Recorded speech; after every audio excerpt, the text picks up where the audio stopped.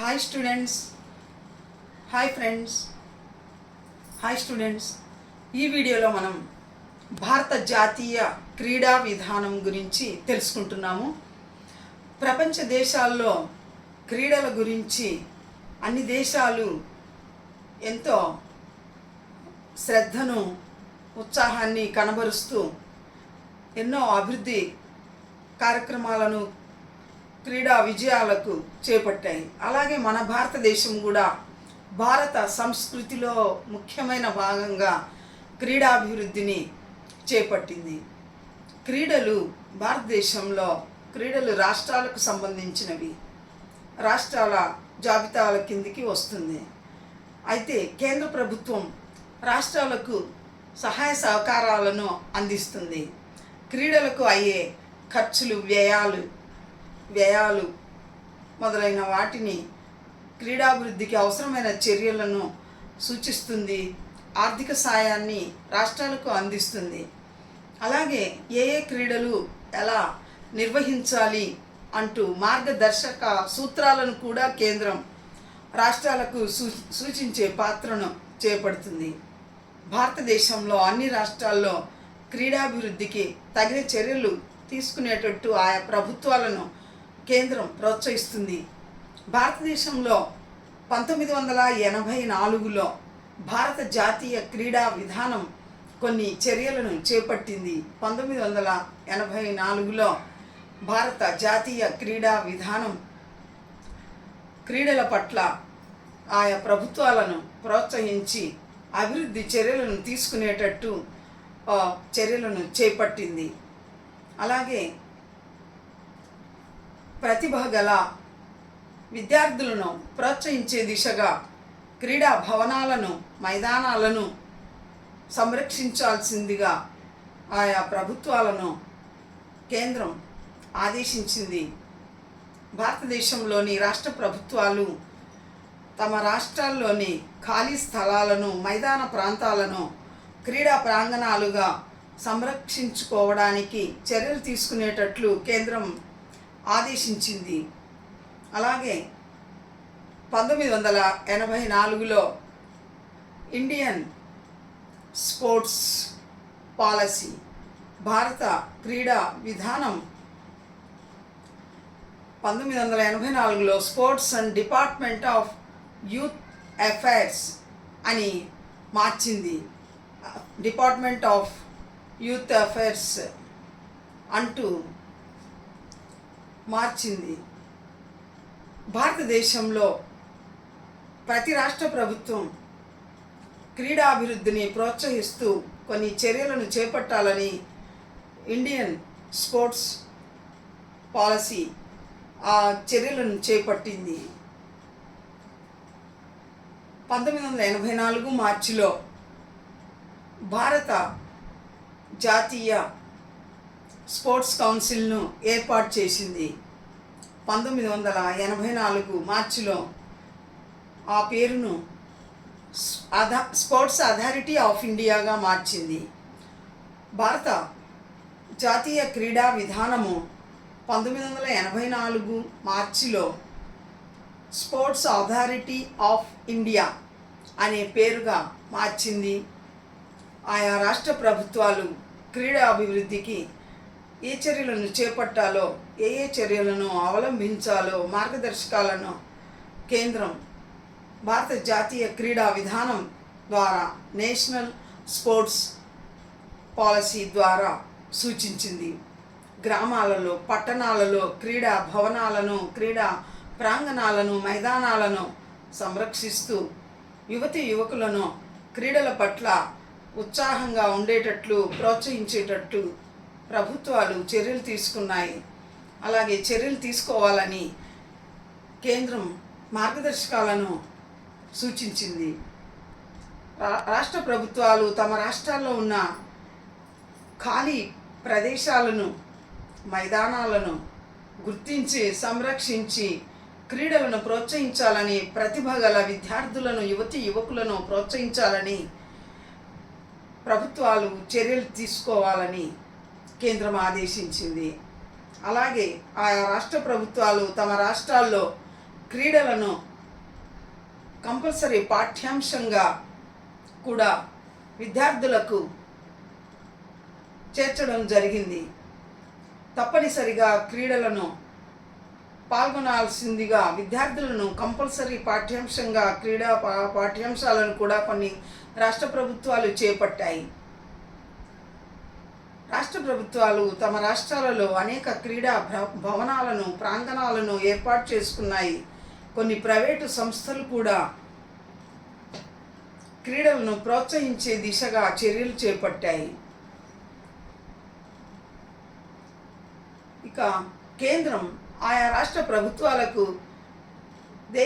రాష్ట్రంలో క్రీడలను ప్రోత్సహించడానికి తగు చర్యల్లో భాగంగా ఆదేశాలను జారీ చేసింది. ఆ విధంగా రాష్ట్ర ప్రభుత్వాలు తమ రాష్ట్రంలో యువకులు విద్యార్థులకు పౌష్టికాహారాన్ని అందించి ఆయా క్రీడలను ప్రోత్సహించే దిశగా చర్యలు చేపట్టారు. అలాగే విద్యార్థులలో ప్రతిభా పాఠవాలను విద్యార్థి దశలోనే గుర్తించి వారికి ఏ క్రీడలలో ప్రోత్సాహం ఉన్నదో దానిపై ప్రత్యేక దృష్టిని నిలిపే విధంగా చర్యలు ప్రభుత్వాలు తీసుకున్నాయి. పాఠశాలల్లో కళాశాలల్లో క్రీడలను ప్రోత్సహించి క్రీడలను అభివృద్ధి పరిచేటట్టు జిల్లా రాష్ట్ర జాతీయ క్రీడా భవనాలను సంస్థలను ఏర్పాటు చేసుకున్నాయి. రాష్ట్ర ప్రభుత్వాలు తమ విద్యార్థులను జిల్లా పోటీలలోను రాష్ట్ర పోటీలలోను పాల్గొనే విధంగా ప్రోత్సహించారు. అనేక ప్రైవేటు సంస్థలు క్రీడలను ప్రోత్సహించే దిశగా చర్యలు చేపట్టాయి. అనేక పారిశ్రామికవేత్తలు పారిశ్రామిక వాణిజ్య సంస్థలు కూడా క్రీడలను నిర్వహించే బాధ్యతలను చేపట్టాయి. Reliance tobacco company, Indian tobacco company, ITC Indian tobacco company మరియు రిలయన్స్ సంస్థలు క్రికెట్ క్రీడను భారతదేశంలో నిర్వహించే వ్యయాన్ని చేపట్టాయి.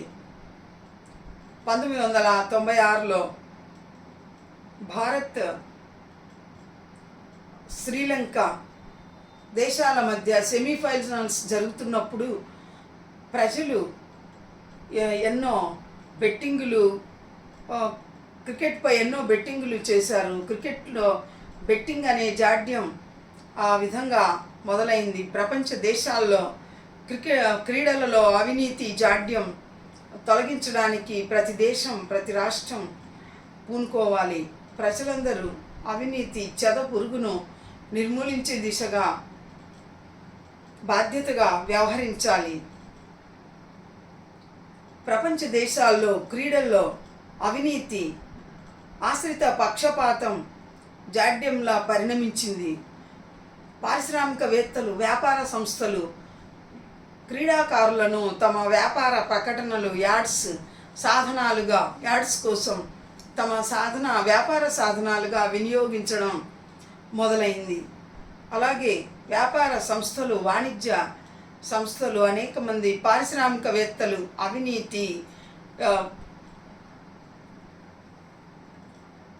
అవినీతిని క్రీడల్లో క్రికెట్, ఫుట్బాల్, హాకీ మొదలైన క్రీడల్లో అవినీతి చెదపురుగును తీసుకురావడం చాలా బాధాకరమైన విషయం. ఆశ్రిత పక్షపాతం, అవినీతి, ద్వేషం, విద్వేషాలు ఇవన్నీ అంటురోగాల్లాగా క్రీడల్లో వ్యాపించాయి. వీటిని నిర్మూలించకపోతే క్రీడల్లో అవినీతి చెదపురుగులాగా క్రీడలను భ్రష్టు పట్టిస్తాయి. క్రీడలు చాలా సామరస్యంగా పారదర్శకంగా నిర్వహించాలి. ఎటువంటి అవినీతి, ఎటువంటి చెడు మార్గాలను అవలంబించకుండా క్రీడలను నిర్వహించాలి. అలాగే ప్రపంచ దేశాల్లో క్రీడల్లో మరొక జాడ్యం, మరొక తెగులు చెదపురుగు డోపింగ్ టెస్టుల్లో ఎంతోమంది క్రీడాకారులు పట్టుబడడం మనకు తెలిసిన విషయమే.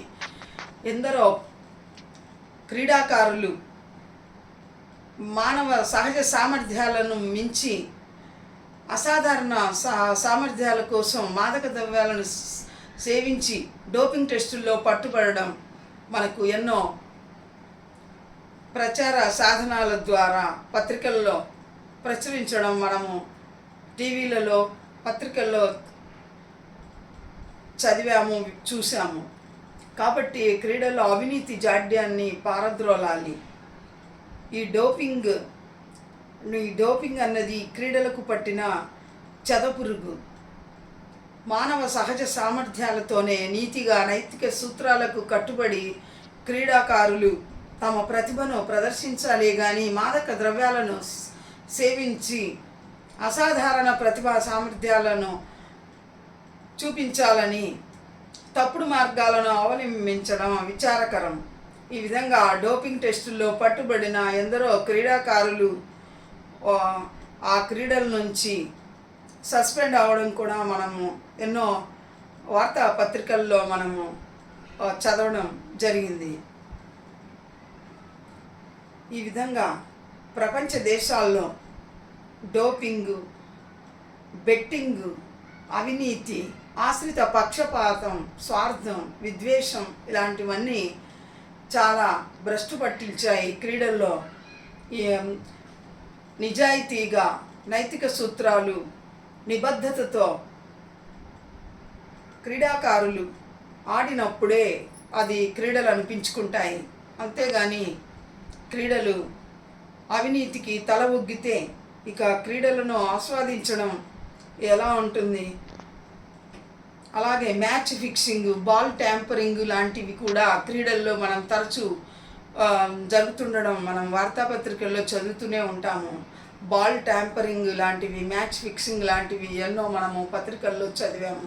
క్రీడాకారులు అవినీతికి తల ఒగ్గడం, వ్యాపార వాణిజ్య సంస్థలు మ్యాచ్ ఫిక్సింగ్లు చేయడం, క్రీడాకారులను లోబర్చుకొని మ్యాచ్ ఫిక్సింగ్లు చేయడం, బెట్టింగులు కాయడం, క్రీడాకారులను అవినీతికి తలొగ్గేటట్లు చేయడం, ఇవన్నీ క్రీడలను భ్రష్టు పట్టించాయి. ఆరోగ్యకరంగా ఆహ్లాదకరంగా సాగవలసిన క్రీడల్లో విద్వేషం, అవినీతి, ఆశ్రిత పక్షపాతం, ఈ డోపింగు, బెట్టింగు లాంటివి చీడపురుగుల్లా పరిణమించాయి. కాబట్టి ప్రపంచ దేశాల్లోని ప్రజలందరూ దీన్ని గుర్తించి క్రీడలు ఆహ్లాదకరంగా, సామరస్యంగా, వినోదభరితంగా జరిగేటట్టు అందరూ బాధ్యత వహించాలి. బెట్టింగును రూపుమాపాలి. అవినీతి, ఆశ్రిత పక్షపాతం ఉండకూడదు.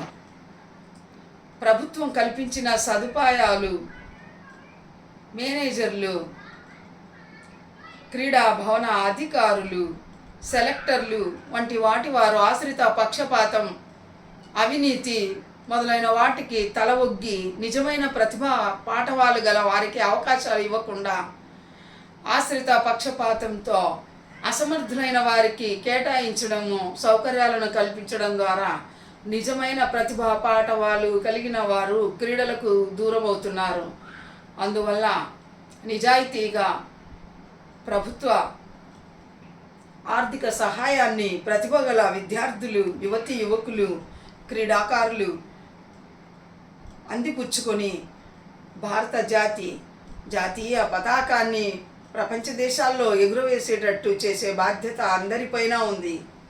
కాబట్టి ఈ క్రీడలలో అవినీతిని, స్వార్థాన్ని రూపుమాపే దిశగా ప్రజలందరూ కూడా బాధ్యతగా వ్యవహరించాలి. ఆయా సంస్థలు, వ్యాపార సంస్థలు, వాణిజ్య సంస్థలు క్రీడాకారులను తమ ప్రచార సాధనాలుగా వినియోగించడం, వారిని జాతీయ సినిమా హీరోల కంటే గొప్పగా చిత్రీకరించడం, తమ ప్రకటనలు, యాడ్స్ కోసం టీవీలు, ప్రచార వార్తా పత్రికలు వాటిని ప్రచారం చేయడం, క్రీడాకారులను గొప్ప హీరోలుగా చూపించడం, వారిని ఎంతో గొప్పగా చిత్రీకరించడం, ఈ విధంగా కోట్ల రూపాయలు వారిపై ప్రజలు బెట్టింగులు కాయడం, ఇలాంటివన్నీ ప్రభుత్వాలు రూపుమాపాలి. ఇలాంటివన్నీ జరగకుండా కట్టుదిట్టమైన చర్యలు తీసుకోవాలి. నిజమైన ప్రతిభ పాఠవాలు ఉన్నవారికే అవకాశాలు ఇచ్చి వారిలోని ప్రతిభను ప్రోత్సహించి భారతదేశానికి గొప్ప గొప్ప పథకాలను తీసుకువచ్చే దిశగా క్రీడాభివృద్ధి జరగాలి. ఆనాడు మన దేశంలోని క్రీడాకారులు భారతదేశ విజయ పతాకాన్ని ప్రపంచ దేశాలలో ఎగురవేయగలరు అని తెలియజెప్పవచ్చు. Thank you students. Thank you very much.